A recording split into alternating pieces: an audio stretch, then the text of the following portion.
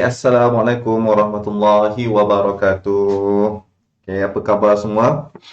Selamat menyambut Ramadan yang ke-15 hari ni kan Betul eh? Saya tengok kalender balik, betul 15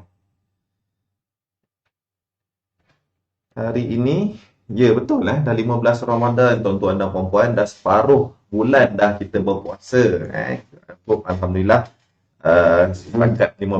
Setakat 15 hari yang kita dah lalui ni, insya-Allah lah semoga amal ibadah puasa kita, ibadah tarawih kita diterima Allah Subhanahu Wa Taala. Dan juga aktiviti trading kita ni pun boleh dikatakan juga sebagai ibadah dalam kehidupan seharian kita mencari rezeki, insya-Allah. Before kita mula, boleh saya tanya suara okey ke tidak tuan-tuan dan puan-puan? Suara saya macam tak berapa okey ni sebab kat sini lately macam hujan mungkinlah terkena hujan 2-3 kali ni macam adalah kot. Saya puasa je. Puan Naimah Mansur berani bertanya macam tu Ini satu tuduhan yang melulu. Alhamdulillah suara okey. Suara saya je lah kot. So hopefully bolehlah dengar Right. Tapi itulah yang buat petang-petang ni yang setia bersama saya setakat ni baru 20 orang. Boleh kata apa, minta jasa baik, kita kongsi-kongsikan call lah ada yang member-member tengah kerja tu tengah rehat minum petang pula. Kita boleh minum petang. Kalau waktu rehat dia tak tahu nak buat apa boleh join kita dengar Bursa Cicak ni sekejap tengah-tengah driving ke. Alright. So kalau katalah you all nak dengar Bursa Cicak ni sebagai podcast, kita di Smart Sahar ni pun ada channel YouTube tuan-tuan dan puan-puan. You all boleh subscribe channel YouTube kita.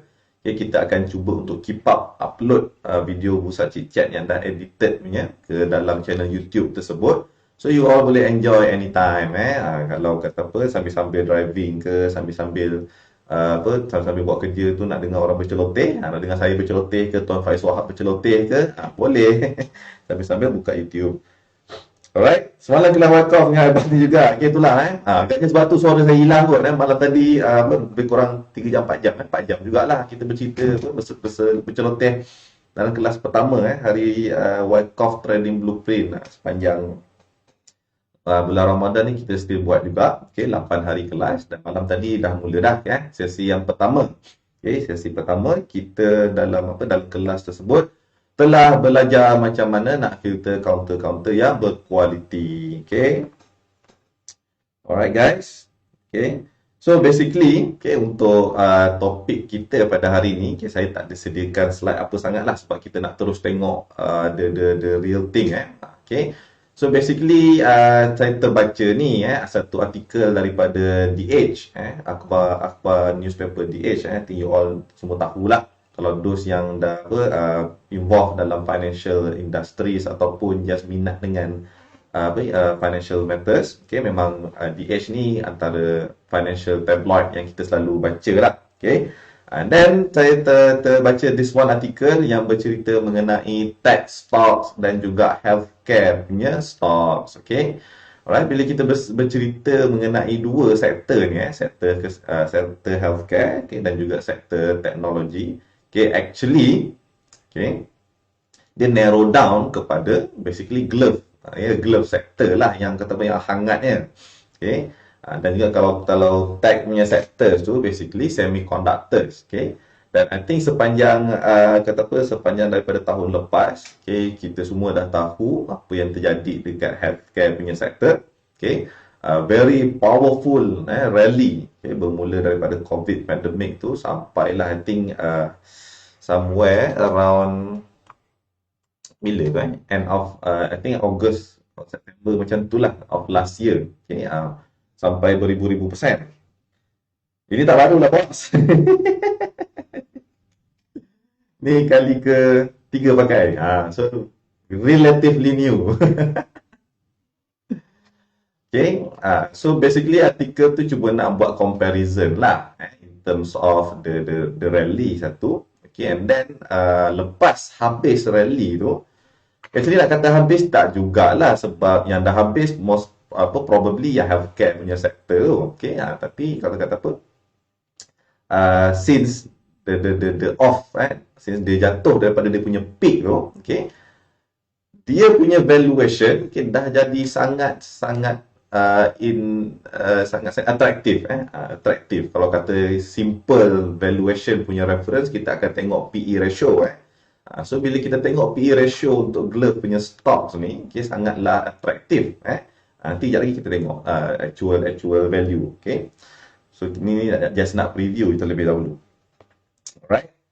So dia nak membandingkan, okay, kalau secara overview-nya, walaupun rally healthcare sector ni dah habis, so-called dah habis, tapi prospek untuk bisnes punya growth tu still ada, sebab kita pun baru je dapat spike in cases baru-baru ni, okay. So Glove punya demand masih lagi ada, okay. Bukanlah nak kata lepas habis rally tu terus bungkus company Glove ni tak boleh buat profit dah. No, it's not like that, okay. Bukan macam tu. Okay, cumanya in terms of market structure tu kita nak kena tengok both fundamentals punya effect dan juga technical punya factors, okay. Dan kalau nak dibandingkan, okay, healthcare dengan tech stocks ni, okay, tech sekarang masih lagi kata apa, masih lagi belum major correction macam healthcare lagi, okay. Memang tak boleh nak compare pun sebab dia ni totally different, kata apa, different game lah. Healthcare memang healthcare lain, okay, teknologi lah, okay, alright. So, saya ada nampak satu nama yang saya kenal yang tengah menonton bersama-sama kita, okay, dan beliau merupakan seorang analis, Oops, cuak kat ni ada analis tengok saya punya chat. Okay guys, so before kita berceloteh panjang lagi, jom kita tengok secara tengok the chart lah, I think kita tengok the chart barulah kita nampak apa yang kita cuba nak sembang hari ni, okay. First of all, kejap, maafkan saya. Okay. Right. Okay, boleh nampak kita punya chart. Okay, apa yang saya tengah buka dekat anda, skrin anda ni adalah sektor index, sektor index untuk healthcare. Okay. So basically, yes, we can see clearly the rally starts from I think middle of March tu, okay, sampailah peak lebih kurang August, okay, and then bila dah sampai August September tu, okay, after using Wyckoff punya insight, kita dah buat projection forward, this is not going to go any higher anymore, okay, sebab dah nampak sign of weakness and so on, okay. So and somehow it turns out true to our prediction. Okay, I think Tuan Alwi Adam ada kongsikan dekat Facebook beliau pun waktu tu. Okay, right. So dia bukanlah terus jatuh ke bawah ke apa, it's just that it's not going to go up any higher lah. Okay, so as of now, okay, lepas daripada bulan November tu, okay, I think vaksin mula start roll out. I think vaksin kita roll out somewhere, yes, exactly. The announcement of Pfizer dengan BioNTech 90% efektif lah. Sputnik Russian punya vaksin yang 98% ke 99.8% lah yang dia claim efektif tu, okay, tak nak kalah. Okay, so somewhere around November, December tu dah mula announcement vaksin ni dah ada efektif, okay. So that's how kata apa, the heat is gone from the healthcare sector ni, okay. From there on November tu dia pun jatuh, okay, sampailah, okay, ni spesifik tu Malaysia, okay. Kes kita datang balik beribu-ribu, okay, somewhere around March tu, okay, mula middle of March tu dah mula datang banyak kes balik, and we are seeing kata apa, a spike, not really spike lah, okay, the kenaikan dalam healthcare sector tu, okay. You can see somewhere around here. Okay, I think saya tak sure you all boleh nampak saya punya mouse ni ke tidak, Kalau boleh nampak saya point dekat mana ni, boleh reply di ruangan komen. Okay. Right. So somewhere April betul-betul mula dia rebound naik balik tu. bermula daripada April. Okay, so sampailah hari ini masih lagi, kata apa, belum lagi reverse lagi lah. Alright. Okay, so ini adalah healthcare sector. Okay, so kita faham kenapa dia sampai peak hari tu, kita faham kenapa dia turun balik. Okay, dan kita faham kenapa dia naik balik sekarang. Okay, right. And kalau kita tengok tech sector pula, okay, jom kita tengok bursa teknologi. Okay, so kalau kata overall long term punya view, okay, we can still see, okay, belum berlakunya correction sebesar kata apa, healthcare tadi tu. Okay, tapi kata apa, kalau nak kata be conservative, okay, of course kita dah jumpa peak, okay, peak somewhere dekat February ni. I think the rally yang betul-betul start, okay, dia hampir similar case lah macam healthcare punya ataupun glove stocks punya rally pada bulan Mac hari tu. Okay, sebab the rest of the industries ataupun the rest of the business memang heavily impacted by MCO and lockdown tu. Okay, tapi somehow okay, memang kita sedia maklum yang tech sector ataupun ni these days sekarang punya tech sector ni is not the same macam mana tech sector pada tahun 2000 yang waktu bubble.com tu, okay? .com bubble, okay? Waktu .com bubble tu, okay, teknologi counters dipenuhi dengan company-company yang menjual kata apa, based on software dan internet, yang tak ada solid kata apa, products dan maybe business model yang tak tahu macam mana nak buat untung ruginya pun. Okay, but current tech stock ni, okay, dia punya base dia adalah a very strong companies. Macam kalau kita nak refer kepada US, kita ada the big four tu, Apple, Amazon, Google, satu lagi tu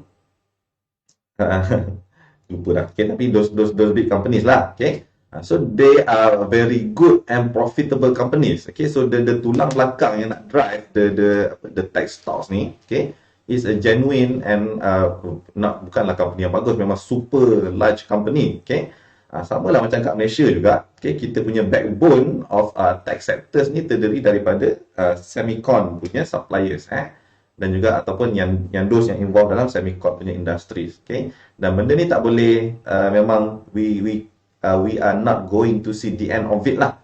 Okay, sebab technology is the way to go going forward. Okay, nanti kalau you all boleh refer balik kita punya bursa cicak sebelum ni, okay, mega trend lah in 2030, okay, top 10 trend dalam sampai lagi 2050 and so on. Okay, so semua trend-trend tu, okay, kita bercerita mengenai the revolution of technology. Okay, AI, self-driving cars, okay, industrial revolution 4.0 and so on lah.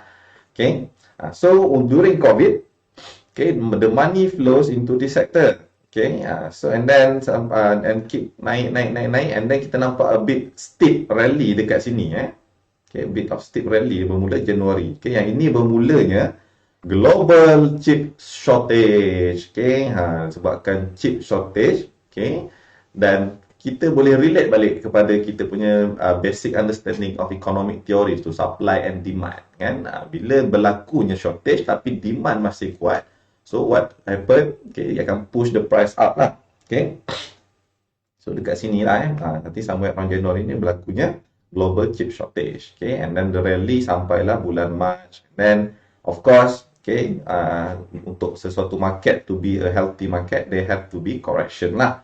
Okay, and as of today, dia masih lingering, okay, somewhere around top area here. Okay, dan kalau kata dia boleh break out keluar daripada peak ni, okay, we are going to see a healthy rally lah for tech stock ni. Okay, and then dia punya long term trend pun masih intact. For those yang mungkin dah belajar macam mana nak buat trend line, okay, dah belajar macam mana nak follow the trend tu, you all boleh nampak, okay, the difference between these two sector. Okay, yang teknologi ni memang masih lagi uptrend, dia punya uptrend dia masih lagi intact.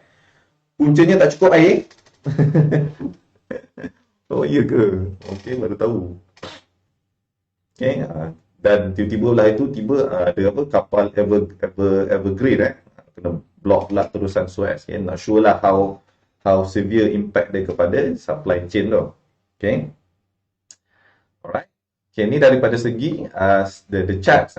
So kalau kata kita nak tengok apa tajuk kita hari ni yang katanya healthcare punya stocks ataupun glove punya stocks ni murah.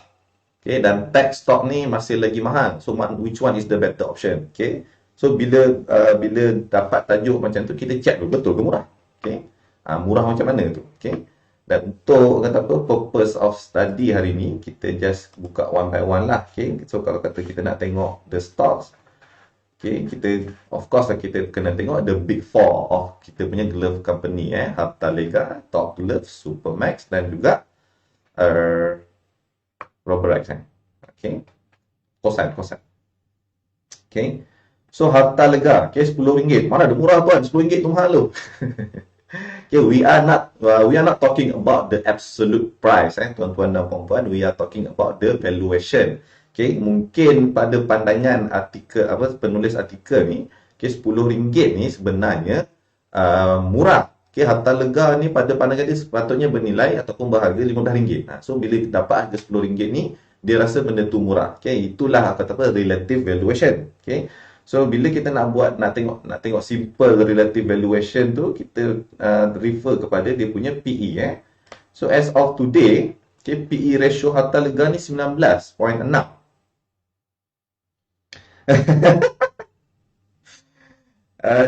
Puan Afidah, 4 pun ada yang ikut sunnah tau. Tapi saya tak nak cakap lah sunnah apa yang 4 tu, nanti kan boleh buat perang. Okay, so kalau dibandingkan PE, okay, glove stocks ni pada waktu rally sebelum ni mencapai PE beratus-ratus. Tuan-tuan dan puan-puan, ada yang sampai beribu pun ada.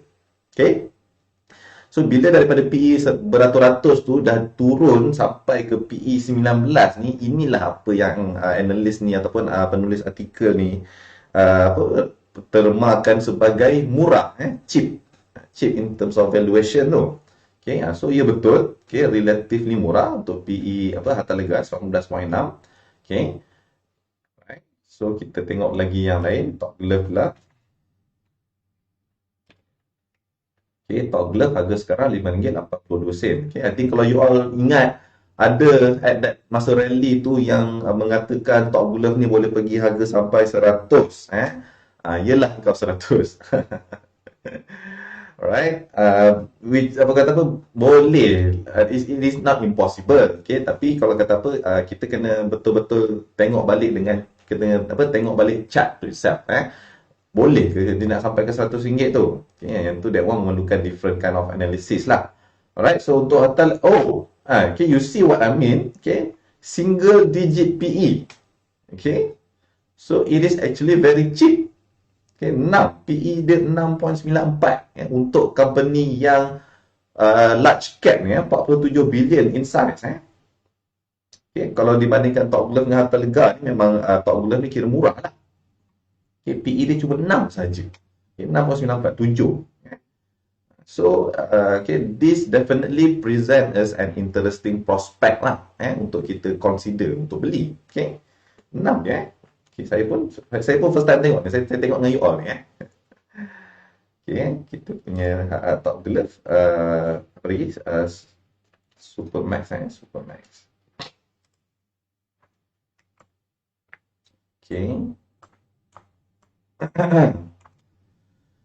Supermax RM6. Okay. Supermax RM6 pun sama, PE dia 7. Okay, 7. Right. Memang patutlah newspaper ni kata murah. Okay, and the other one, the big four, okay, Kosan. Okay, Masya Allah. Okay, so this is definitely interesting. Okay, even for me, myself. Okay, sebab in terms of business, okay, we are still seeing, okay, ada je demand lagi untuk glove tu. Okay, albeit macam mana nak sebut, ALBEIT tu, albeit, okay, maybe lah tak akan jumpa lagi yang record revenue berbilion-bilion macam ni. Okay, ataupun kalau dia dapat retain, okay, 1 billion punya revenue untuk next quarter juga, okay, this is actually very good option for us untuk consider, tuan-tuan dan puan-puan. Okay, sebab memang memang very okay. Ni ada outline dia. Should investor pick cheap glove stocks or expensive tech stocks? Okay, okay, I think this one aku ada artikel tu kan. Okay. So in terms of valuation, okay, simple valuation menggunakan PE tu memang nampak company glove ni is very very cheap. Okay, is very enticing untuk kita consider beli Okay, so that kata apa itu untuk healthcare punya stocks. Okay, jom kita tengok apa pula teknologi stocks yang katanya mahal tu. So kalau kata kita nak refer ataupun nak buat assessment berkenaan dengan stock teknologi stocks ni ataupun semiconductor stocks to be precise, okay, kita boleh tengok company yang buat OSAT, okay, outsource semiconductor assembly and test, OSAT, outsource semiconductor assembly and test, okay. Alright, so ada this group of companies yang buat this business, okay. And then the next group, okay, kita boleh tengok juga automated test equipment, ATE. Dua-dua ni ada big four dia, okay. So kita akan tengok these two groups. Okay, betul ke mahal? Right, the first one, okay, untuk yang OSAT punya group, okay, jom kita tengok Inari, tak boleh lagi lah daripada Inari kita ni. Okay, RM3.59. Okay, let's look at the PE. Yes, 52. Okay, kalau nak dibandingkan dengan glove tadi memang nampak mahal lah. Okay, tapi kalau kata bila tengok PE ni nak kena tengok within the same the same group of companies. Okay, so betul ke mahal? Okay, 52 untuk Inari. Okay, what else kita ada? Okay, kita ada MPI. RM39.90. Oh, kayangan ni tuan. Okay, RM39. Okay, jangan ingat kaunter mahal ni. Okay, tak boleh buat duit tuan-tuan dan puan-puan. Okay. Sebenarnya kaunter mahal ni lebih tenang kalau kita nak trade tu. Okay, PE dia berapa? 43. Okay, Inari tadi 50, MPI 43. Okay. And then what else do we have? Kita ada Unisem. Okay, Unisem harga RM7.90. Okay, PE 33. Okay, yang ni looks like the cheapest, the cheaper so far. Okay, 33. And then last one kita ada G-Tronic, Globetronic.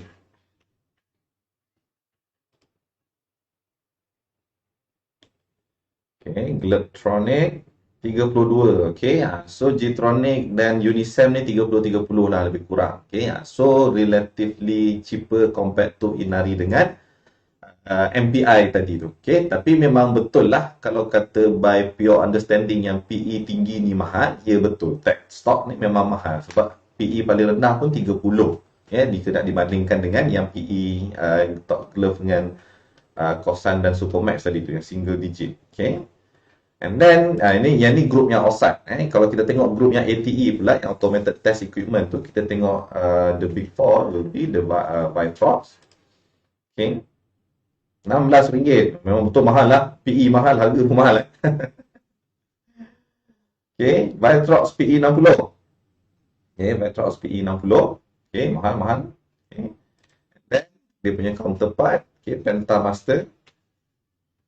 Okay, I am actually giving you a list of companies untuk buat jadi watchlist pun. Ni kira ni consider bonus Ramadan lah saya bagi companies. Okay, jangan takut tengok harga dia. Okay, tak boleh beli banyak, beli sikit pun tak apa. Okay, tapi sebab kita tengok based on long term punya view. Okay, technology is the way to go. Okay, PE yang ni pun 61 Penta 61.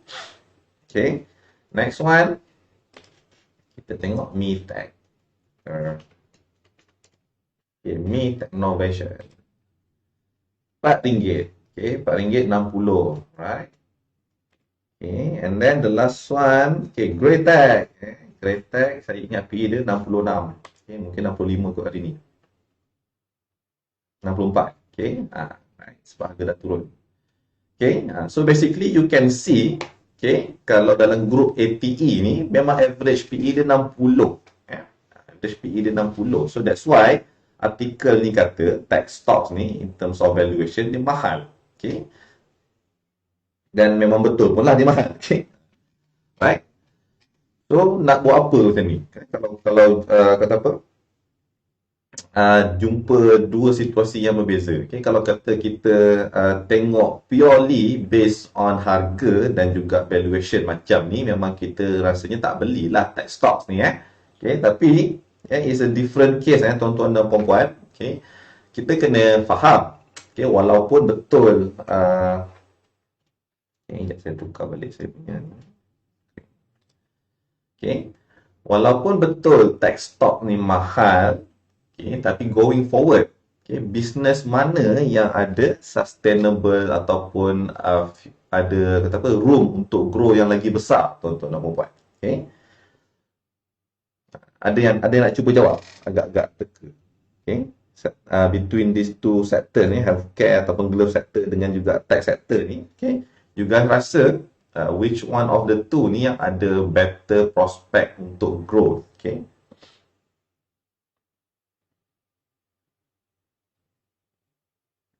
Ada yang nak cuba jawab ke?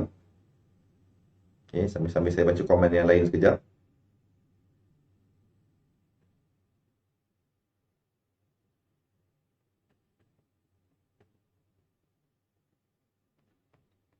Okay. Mestilah tag kan? Okay, mestilah tag. Macam Allah soalan sunang sangat. Okay. Kata apa? Bukanlah kita nak apa suka-suka petik wahyu macam tu nak kata tag ni better. Okay. Ni kalau kata simplified analyst punya outlook, simplified analyst punya outlook, okay, kita actually faham yang glove ni, okay, definitely ada abnormalities in terms of demand tu sewaktu pandemic, okay, dan going forward pun company ni masih lagi akan keluarkan glove dan ada orang akan beli, but kita kena ingat sepanjang rally yang hari tu, okay, you all ingat tak berapa banyak company lain yang tiba-tiba nak join buat glove.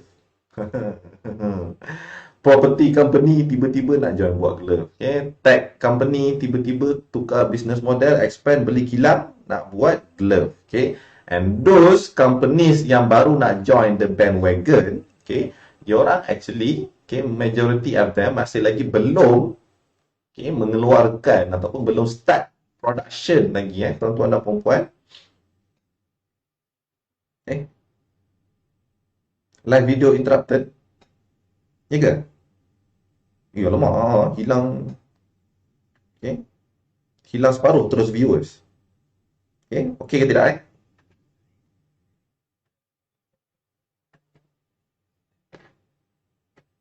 Okay, dah okey Oh, nampak macam stuck sikit lah. Si budak main kacang. Okay. Nampak macam stuck sikit video saya. Okay, tapi tak apa, sorry lah mungkin hujan. Okay, dia macam astro kot lah internet kat sini. Bila hujan je, bila hujan je macam-macam hal berlaku. Okay, tapi nampaknya macam dah okey kot okay, I think dah okey now. Alright.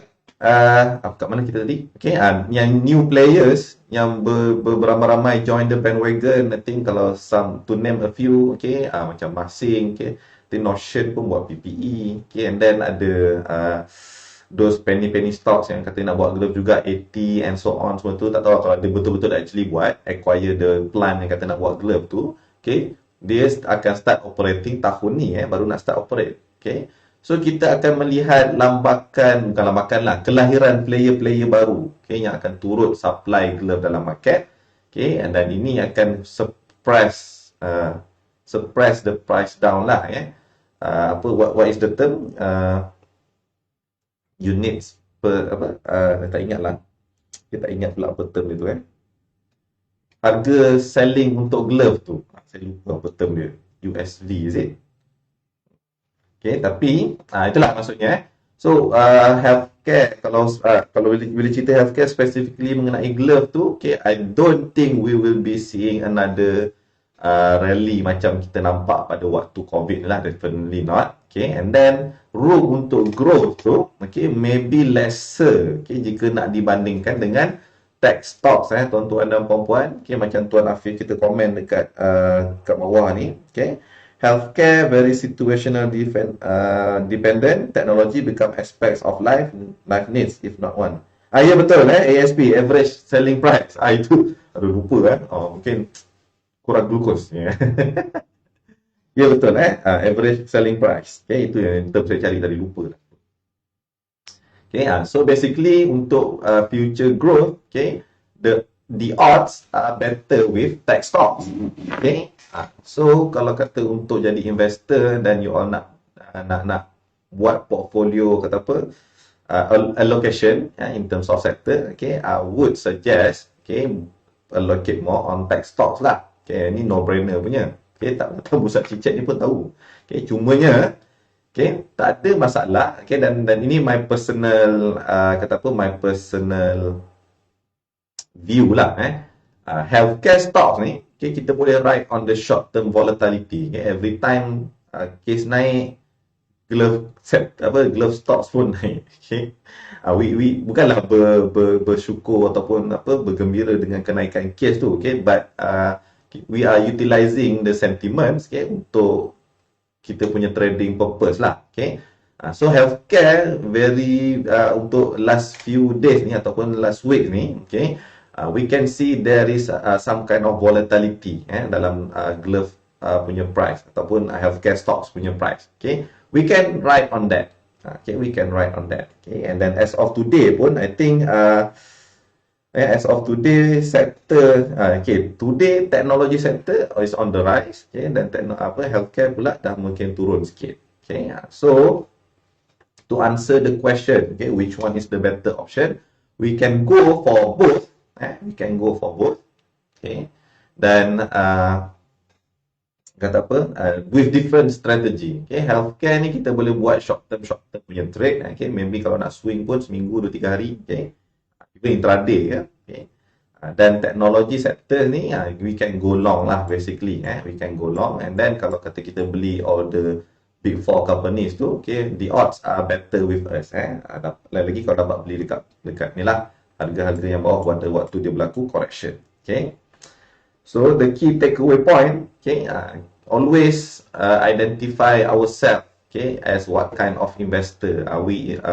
Adakah kita ni seorang investor ataupun kita ni trader short term, or are we the versatile trader? Kita punya portfolio untuk yang long term punya growth, dan kita pun pandai buat intraday, short term trade. So itulah jadinya versatile trader. Alright. So basically untuk kita punya topik perbincangan hari ni, that's pretty much it lah. That's pretty much it. Just additional point. The downside ataupun the risk yang mungkin saya nampak untuk tech sector ni, all the rally ataupun all the kenaikan harga stocks yang dah berlaku sekarang ni mungkin dah take in dah factor in already the future punya value growth tu. So that's why PE dia mahal-mahal, 60 lebih. So that one, we still need to tread carefully lah. So there is that possibility. Cumanya for now kita belum nampak the trend tu reversing lagi. So basically itulah nak menjawab soalan which one nak beli, which one is better. Dua-dua is good. We just have to approach our strategy accordingly lah. Alright, I think